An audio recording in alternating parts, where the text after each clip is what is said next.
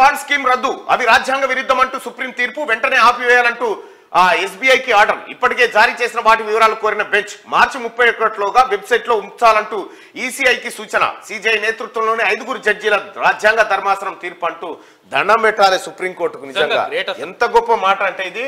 రాజకీయ పార్టీలు అందుకునే విరాళాలలో పారదర్శకత కోసం కేంద్రం తీసుకొచ్చిన ఎలక్టోరల్ బాండ్ స్కీమ్ ను సుప్రీంకోర్టు తప్పుపట్టింది.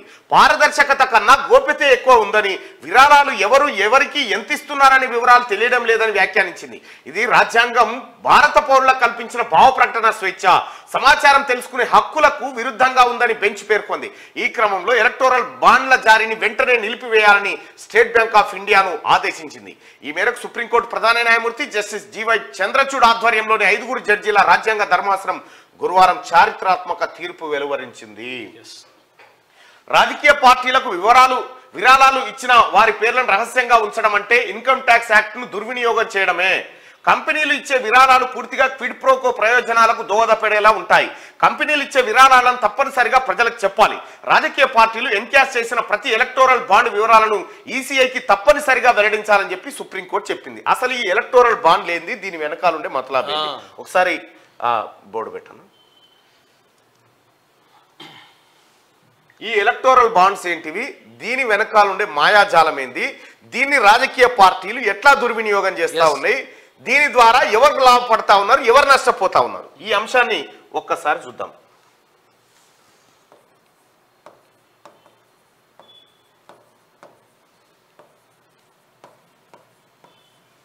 మన ఎల్ఐసి బాండ్ అసలు అనుకోరాదు. ఇది ఒక మాట చెప్పాలంటే ఎల్ఐసి అయితేనే మళ్ళీ రిటర్న్ అట్లా కాదు.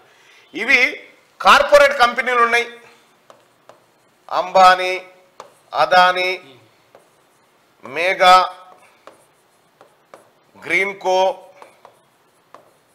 ఇటువంటి కంపెనీలు ఏవైతే కార్పొరేట్ కంపెనీలు ఉన్నాయో ఇవి ఏం చేస్తాయంటే బీజేపీ,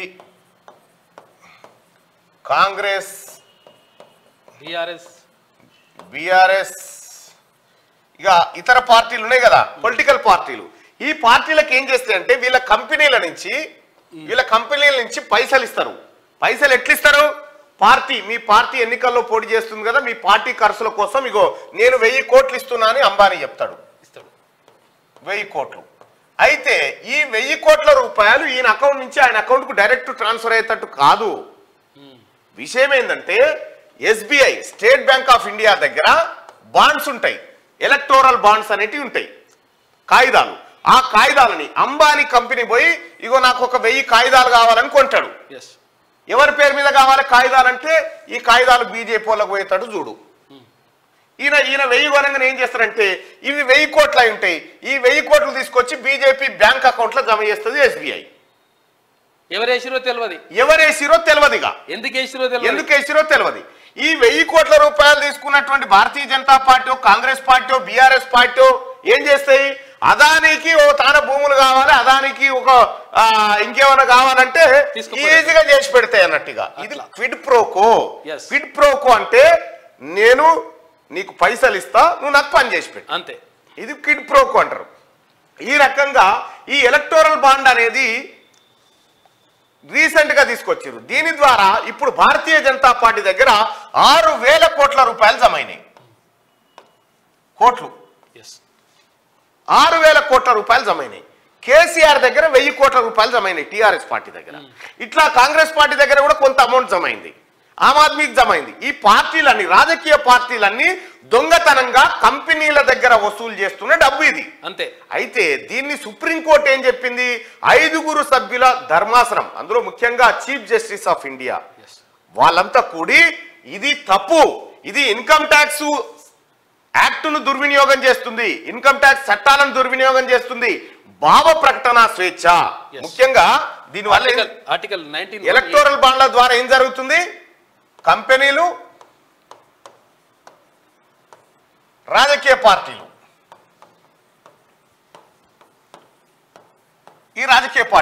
ఈ రెండింటికి లాభం జరుగుతుంది. వీడు పైసలు ఇస్తాడు, వీళ్ళు తీసుకుంటారు, ఇలా పనులు చేసి పెడతారు. అయితే ఇక్కడ భారత రాజ్యాంగం ఉంది. భారత రాజ్యాంగంలో భావ ప్రకటన స్వేచ్ఛ అనేది ఉంది. ప్రజలకు స్వేచ్ఛగా భావాన్ని వ్యక్తం చేసుకునేటువంటి హక్కు ఉంది. ప్రజలకు సమాచారాన్ని తెలుసుకునేటువంటి హక్కు ఉంది. ప్రజలకు ఏం జరుగుతుందో ప్రతి విషయాన్ని తెలుసుకునే హక్కు ఉంది. కాబట్టి ఇవి తప్పు. ఇప్పుడు ఈ కంపెనీ ఓడు ఇన్కమ్ ట్యాక్స్ కట్టకుండా రాజకీయ పార్టీకి ఇచ్చుడేంది? అది ఉల్లంఘనే కదా. అది ఉల్లంఘన అని చెప్పి 5 సభ్యుల ధర్మాసనం అభిప్రాయపడి దీన్ని కొట్టేసింది. ఈ ఎలక్టోరల్ బాండ్లు దీన్ని కొట్టేసి ఇక రద్దు. అయితే దరిద్రం ఏంటంటే ఇప్పటికే దులుపుకోవాల్సిన దులుపుకున్నాడు, అయిపోయింది. అంత అయిపోయినాక రద్దు అయిపోయింది.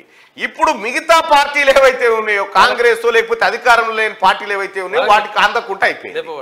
అందకుండా అయిపోయింది. సమాచార హక్కు చట్టం కింద కూడా ఆ వివరాలు ఇయ్యరు. సమాచార హక్కు చట్టం కింద కూడా ఈ కంపెనీ రాజకీయ ఎలక్టోరల్ బాండ్లు ఎన్ని కొన్నది, ఎవరికి ఇచ్చింది అనే వివరాలు కూడా ఇయ్యారన్నట్టు. అంత సీక్రెట్ గా ఓ రకంగా చెప్పాలంటే ఇది ఇంకొక లీగల్ గా దోపిడీ అన్నట్టు. ఇది అంతే, లీగల్ గా ఇల్లీగల్ దోపిడీ ఇది. అంతే. సో దీన్ని రద్దు చేసింది. తద్వారా ఏమైందంటే ఇప్పుడు కేసీఆర్ ఏం చేసిండు, ఈడ ప్రాజెక్టుల పేరు మీద రీడిజైన్లు, ప్రాజెక్టుల పేరు మీద లక్షల కోట్ల రూపాయలు ఖర్చు పెట్టిండు. తీసుకొని ప్రతిమకి ఇచ్చేసిండు, తీసుకొని 7 లక్షల కోట్లు అప్పు అయింది. ఏం చేసిండు, ఈ అప్పు తీసుకొచ్చి ఏం చేసిండు, మేఘా ఆ తర్వాత ఇతర కంపెనీలు ఉన్నాయి కదా, ఈ కంపెనీలకు ప్రాజెక్టులు ఇచ్చిండు. ప్రతిమ, ఎల్ఎన్టీ, ఈ కంపెనీలకు ఇచ్చిండు. ఇచ్చిన తర్వాత ఏమైంది, ఈ కంపెనీలకు 10 రూపాయల పనిచేసిన కంపెనీలకు 100 రూపాయలు ఇచ్చిండు. ఇచ్చేమైంది, వీళ్ళు ఏం చేసిరు, వీళ్ళు 50 రూపాయలు తిని 50 రూపాయలు మళ్ళీ కేసీఆర్ బీఆర్ఎస్ పార్టీకి ఎలక్టోరల్ బాండ్లు కొని ఇచ్చేసిరు. అంటే ఈడికేని పైసలు ఈడికెళ్ళి మళ్ళీ ఈడికి పోయినాయి అన్నట్టు. ఇగో ఈ రకమైనటువంటి దోపిడీ జరుగుతూ ఉంది. ఇది పూర్తిగా రాజ్యాంగ విరుద్ధం అని చెప్పి ధర్మాసనం నిన్న సీరియస్ అయ్యి దాన్ని కొట్టేసింది. అయితే ఇది ఇవ్వడమే కాదు, ఎవరిచ్చిండ్రో అసలు యాక్చువల్గా దానికి వివరాలు, అంటే వీళ్ళు ఎవరిచ్చిండ్రు, ఏ కంపెనీ నుంచి వచ్చినాయని కూడా తెలియదుగా.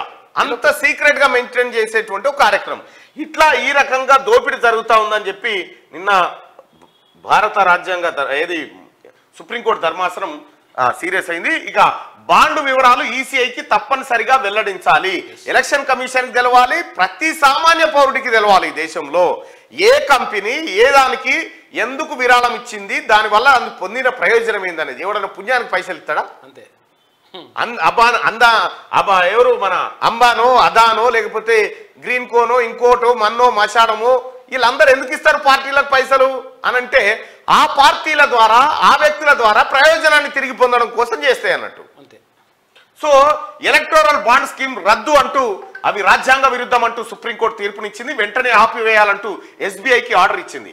ఇప్పటికే జారీ చేసిన వాటి వివరాలను కోరిన బెంచ్ ఇప్పటికే ఎవరెవరు జారీ చేసిరు. అయితే ఇప్పుడు జారీ చేసిన వాళ్ళ వివరాలు బయటకు వస్తే ఏ కంపెనీ ఎంతెంత ప్రయోజనాలు పొందింది, ఏ కంపెనీ ఎవరిని జోకిందని తెలిసిపోతుంది. మార్చి 31లోగా వెబ్సైట్లో ఉంచాలంటూ ఈసీఐకి సూచన. సిజేఐ నేతృత్వంలోని 5 జడ్జీల రాజ్యాంగ ధర్మాసనం తీర్పునిచ్చింది.